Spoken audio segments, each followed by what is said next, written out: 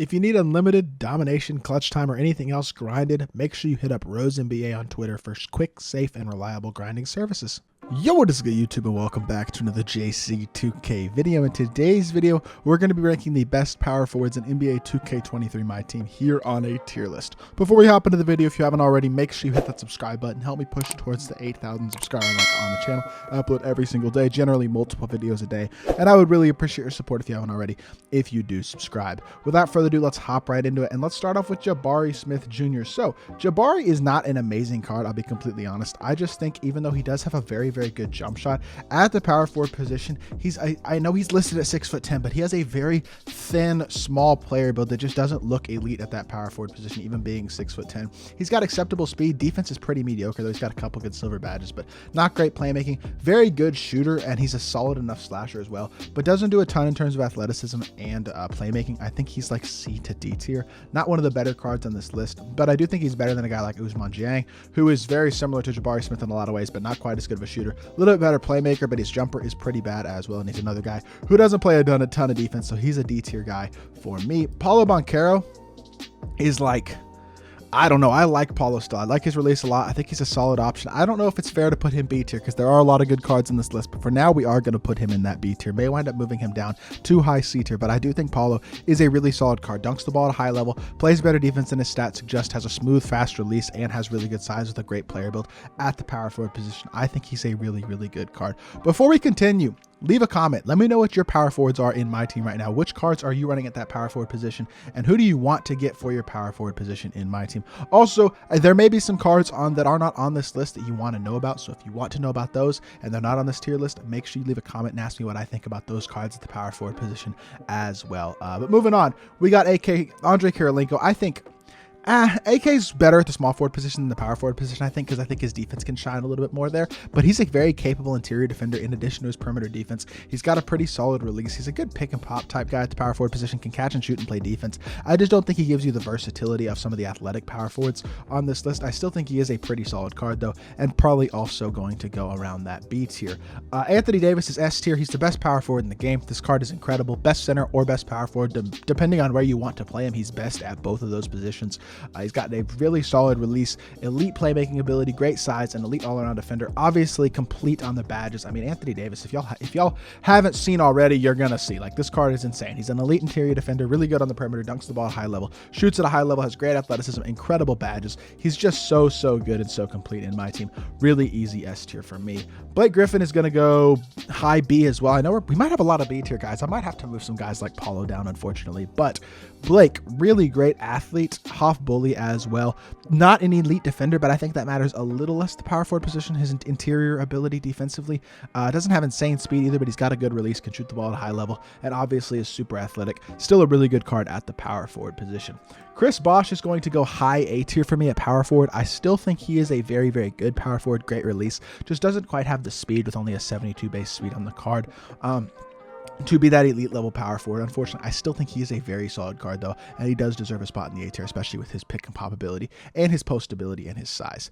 Dirk's going to go D tier. The only reason I'm including Dirk on the power forward position at all is because he's one of the greatest power forwards of all time.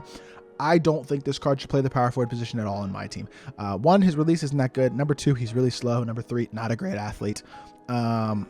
Like he's better at the center position. He's still not good at the center position, unfortunately, but he is better at the center position. But as much as I love Dirk, my favorite player of all time, his card's just not good right now. He's going D tier. Draymond Green is going to go, ooh, this is a tough one. Draymond is tough because his release isn't elite, but everything else about the card is phenomenal. I'm looking at the list. I know there's two guys that I would definitely take over him. We're going to put him S tier for now. I might wind up moving him down because he might be the sixth best power forward in this list. And if that's the case, I might have to move him down to the A tier. But I do think he's a very good card. He's an elite defender, is a bit undersized at only 6'6", but half anchor is amazing. Super versatile defensive ability, can play make at a high level with really solid dribble sigs, which is actually kind of weird for Draymond to have those good sigs at this point in the year. But I do think he's a really good card. Just has his release on slow, which hurts the card a bit, but he is a very solid option for sure. Elton Brand.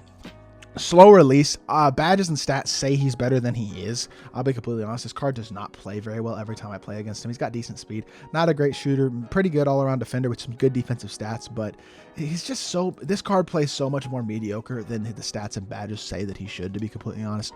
No, I'm just not very impressed by Elton Brand. I think C tier is probably fair. Franz Wagner is also going to go C tier. I think Franz Wagner is a really solid budget power forward, can shoot the ball with a good release, defend decently, not amazingly, and play make a bit as well. Solid athleticism, just a really solid overall card, one of the better amethysts in the game. I think C tier is fair. James Worthy's going to go S tier for me. It's pretty easy S tier as well. I think he's an amazing card in my team, with a super money release, elite slashing ability, overall elite versatility, and just an amazing card at that power forward position. Jason Tatum, another S tier guy. Elite release, can create his own shot solidly enough, but really plays defense and has a great release. Not going to be a great interior defender at the power forward position, but his ability to stretch the floor on the pick and pop and play solid perimeter defense, even create a little bit of the power forward off of the pick and pop, is super nice. Julius Randle's a pretty easy D tier for me, unfortunately. This card's one of the worst cards in this list. Not a great release, doesn't have great size, doesn't have great badges. Just was a day one domination reward. You can't expect too much out of the card. I know a lot of people probably have this card from completing to current dom, but he's overall not that great. Kenyon Martin. Damn, I'm going to have a lot of guys in the B tier, it looks like, because I think Kenyon Martin goes B tier as well. He's not as good as guys like Sean Kemp or a couple of those other guys that we're going to get to here in a little bit, I feel like, because his release is not elite. It is very easy to green, but it's not an elite release, and he doesn't have elite all-around stats or badges either. I feel like he's just a worse version of Sean Kemp. Not quite as good of a slasher, not quite as good in terms of size, being an inch shorter with not as good of a player build, not quite as fast. Release isn't quite as good. I mean, badge-wise, he's solid. He's a very good finisher, especially, but he's a decent defender, not an elite defender. Pretty good shooter, but again, not an elite shooter with not an elite release, although it is easy to green. He's just solid. I think B tier is probably fair for Kenyon Martin. KG is also going S tier. I can't not put KG in the S tier. He's just so good at power forward or center. He's kind of AD light. Release isn't quite as good as AD's. Probably not quite, definitely not as good of a playmaker as AD, but he competes defensively just like AD. He's got really solid athleticism, can stretch the floor, defend against bigger bigs. He's just a really good card at S tier. Lamar Odom is he's very just kind of solid all the way around, 80 type stats all the way around, but nothing elite on the card. Doesn't have an elite release, doesn't have elite slashing. He doesn't have an incredible size at 6'11". I mean, he's got good size at power forward. I think it's actually 6'10", but not insane. He's good. He's just not ridiculous. So C tier is where Lamar Odom's going to go. Larry Johnson's going to go A tier. He is only 6'7", but he's kind of a Zion type card. A little bit better release than Zion in my opinion. Probably not quite as good of a finisher, but Hoff-Bully still is really good. He gets every badge, which is super nice. Very, very good card though. Larry Johnson, definitely solid in my team. Paul Pierce, pretty easy D tier. Just not a great card, to be completely honest. He's kind of like a guy like Jason Tatum, where he's a pick and pop type power forward, but he doesn't play as much defense as Tatum. He's not as good of a playmaker as Tatum, but his release isn't as good as Tatum's. He just doesn't do anything good like Jason Tatum does. And I'm realizing I forgot to put on the card on this list, and the card that I forgot to put on this list is Carmelo Anthony, who would be high A or S. And I completely forgot to put him on this list. He's another guy like Paul Pierce, Carmelo Anthony. Kind of like Paul Pierce, Carmelo doesn't play a lot of defense, but he's got an elite release and can play make at a crazy high level with the normal fade as well. So Carmelo is that next level type guy. I forgot to put him on the list. I do apologize for that. Peja is going to go B tier. Peja's not bad. Here's the thing about Peja.